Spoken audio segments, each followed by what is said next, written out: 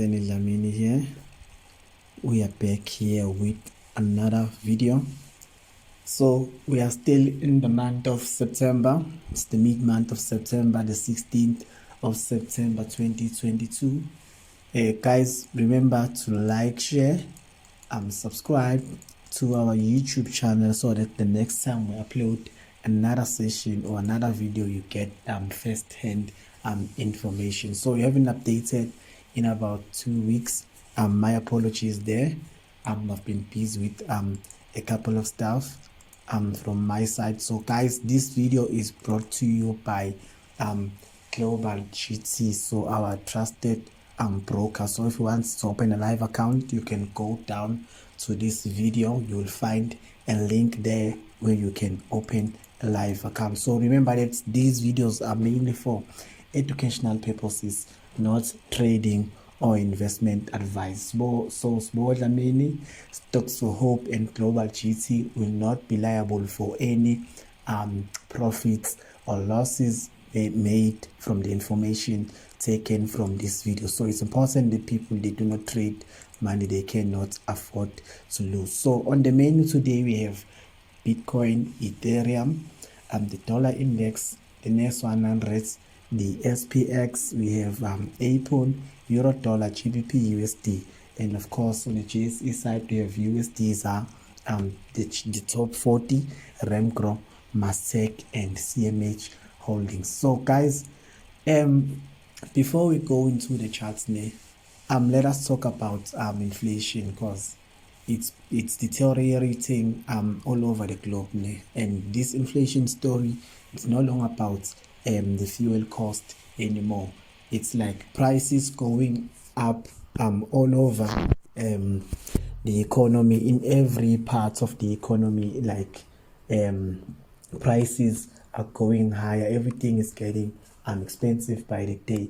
So just to go in a little bit deeper here and there, so Australia has an inflation of about 6.4 percent. So per quarter it's up 1.78 percent. So if you go down even more, in China, inflation is a little bit lower than the other countries. It's about 2.6 percent there. But if you go down there a little bit lower, so we go to look at our own inflation here in South Africa.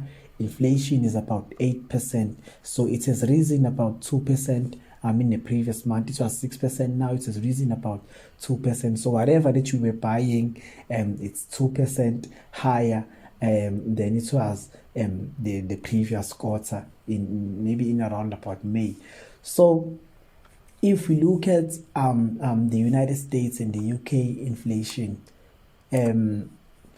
in the UK it's 8.8, so it's the highest amongst the G20 countries. Okay, I see there in Spain it's 10%, but the most important countries here, the UK, it's it's almost 9%. So it has risen close to 4% in the past month alone. In the US, it is close to 3% rise in the past month alone. So inflation, guys, it is a problem, and you might actually see the markets even dropping even some more here. So if we look at the charts now, let us look at what is happening here with Bitcoin, BTC, USD.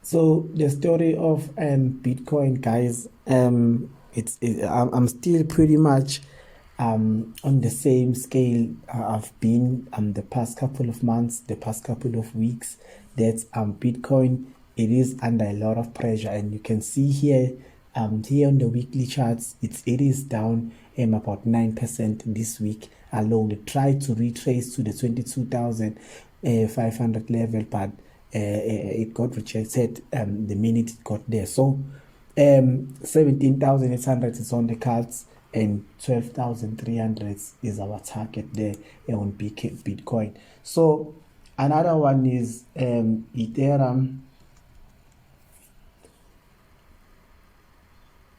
So there was an Ethereum event probably yesterday, which was the 15th of September, but that event wasn't pretty much looking good for Ethereum itself, because it actually dropped on that day, on the event day. It actually dropped about 10% on that day. So if you go down to a much more smaller charts, because like we did a trade here on Ethereum yesterday on a 1 hour chart, we are assuming that it will go down to the 1,200 dollar level. So we are seeing here that Ethereum, it is trading below our first target, that is right here. So we might actually see another move lower, another drop lower to the 1,400 level, even as low as 1,297 level. So the next one that we need to look at is the US dollar index, which is the DXY.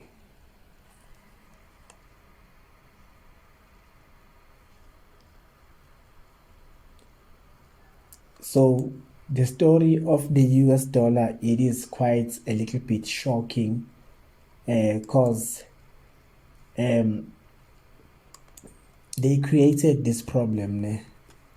They created this dollar problem. They printed out those stimulus checks and boosted a lot of money into the system. A lot of money that was backed by nothing. So this dollar problem, these are dollars that are not backed by nothing, that are actually pushing the markets higher. So $110 level is still on the cards. $112 handle will be hit in the next couple of days or weeks. Even as $114 will get to that point. So by the dollar going higher, it is actually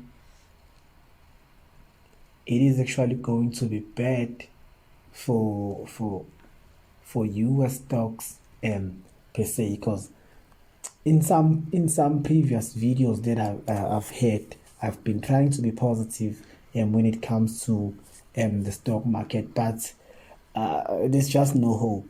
There is just a little hope that the market may rebound anytime this year, because the dollar is deteriorating, inflation is going higher, interest rates are going higher, and if the interest rates is moving by 1% or 0.5%, but the inflation rate is moving by 2%, so how will they even catch up to try to cap the 8% inflation when interest rates are almost the same as inflation here in South Africa, but global interest rates are still lower than their inflation rate? So there's just no little bit hope that the market will rebound soon. So the SPX 3,720 level is on the cards. As you can see, the structure here is telling us that SPX is going down 3,550, and then the target here is 3,400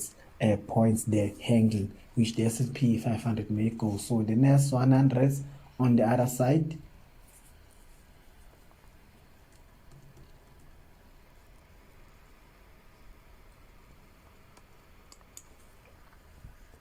So on the Nasdaq, quite a similar story.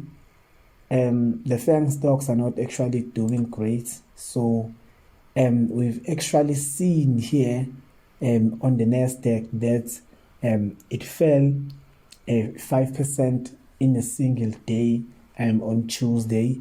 On Tuesday, the 14th of September, it fell about 5% there, and that 5% was close to 732 points. And then yesterday it fell another 2%, which was 277 points. So that range between between here the high, which was the 12,900 handle, to here the way it closed yesterday, it's 11,888 level. That is a straight 1,012 points there. So I once tweeted that the Nasdaq, we will witness a 1,000 point drop in a single day. So this is a 1,000 point drop, but it happened in 3 days, so which is massive there for the Nasdaq. So I'm convinced that as the days move, we will witness that 1,000 point drop, because I think this market needs to go back to those pre-COVID levels where it actually started, and then maybe the market might resume from there. So the Nasdaq is going lower. So if we look at April, the largest company in the world or the most valuable company in the world rather, but Saudi REMGRO has tried to surpass Apple and by market cap to be the largest company in the world. So if we look at Apple weekly charts, I read somewhere that there's about 8 billion of short positions on Apple stock. So we might see Apple being under a lot of pressure, and those short positions are actually building up, that people are shorting Apple. So when Apple is going lower, the rest of the Nasdaq might try to follow it, because it is one of the largest components there on the Nasdaq and the S&P. So if we look at euro dollar, so the story of euro dollar, I'm just going to be focused on what is going to happen today rather, because euro dollar is trading below the parity level, which is $1 is equated to 1 euro. So if you look at that type of analysis on the 1 hour charts here, a longer time frame, we are seeing that this structure right here, the dollar, it is stronger than the euro, and you might see from this a strong bearish candle leaders right here. This is a base being created here. We might actually see a breakdown lower, the dollar being strong against the euro again. So euro dollar, we might see 0.9870, which was the previous low where the market went, and then you might see a fresh low of 0.9802 handle there. So euro dollar still under a lot of pressure there. So if we look at GBPUSD,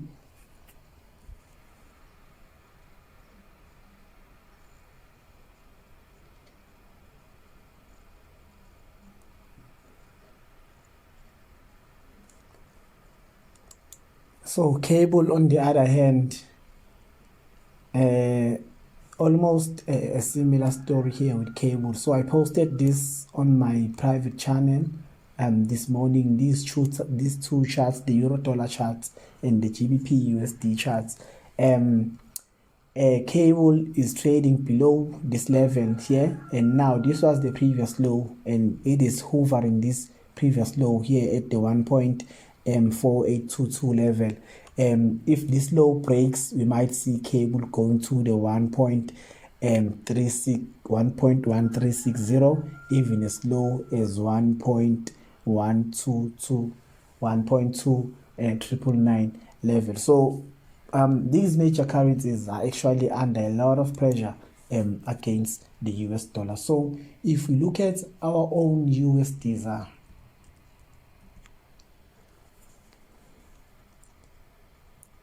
the story of USDZAR is actually scary. It is actually very scary, and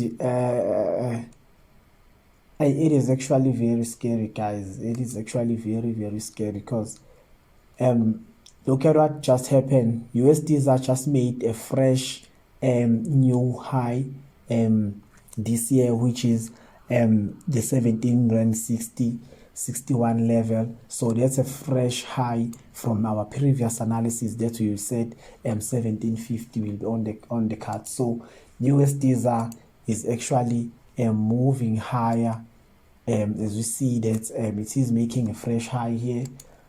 So USDZAR, if we look at the weekly chart, you might see USDZAR heading to that 18 rand 50 level. So you can see that it is gearing for a major move higher there to 1800s, which is the 18 rand level, and 18 rand 50 there is on the card. So this chart is actually very scary, because I live here in South Africa. So when the rand is weaker, we will still see these load shedding things that are happening around. Fuel prices are not going to go down anytime soon. Food is going to be expensive. Taxi fare, it is going to be very expensive. So the story of USDZAR, it is very painful for us here in South Africans. So if you look at the J200,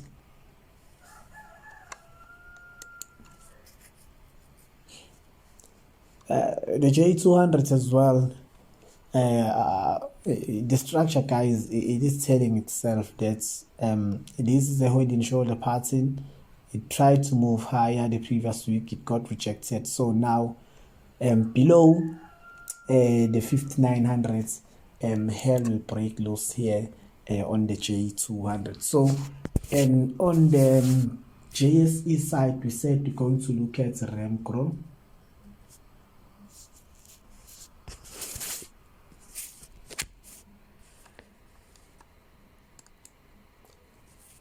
So the story of REMGRO, there are other parts of the markets that still look like they are positive, but they are moving slowly, because the whole index is actually stagnant at this point, or the whole index is moving lower past. There are other parts of the market. So REMGRO, here it is trying to push higher. So a break off this bullish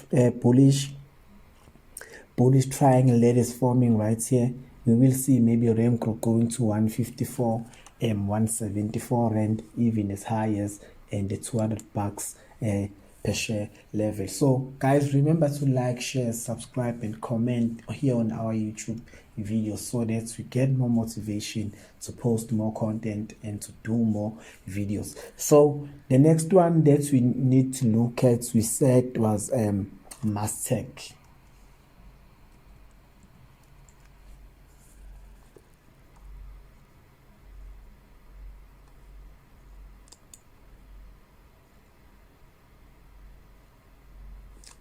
So the story of MUSTEK, perhaps it has found a little bit of support on this level here, which is the 12 rand level. Maybe there's also here a bullish candle, which this week, which is up 4%.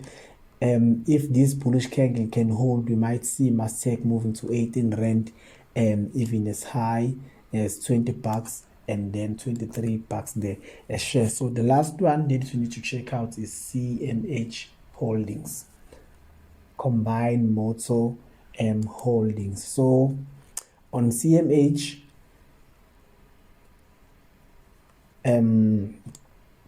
there's a little bit of light here as well, as much as it is moving slowly, but from this huge structure that is right here, the head and shoulder pattern, it's still the left shoulder is still holding here. So we might actually see the CMH actually moving higher. So guys, that's pretty much about it for today.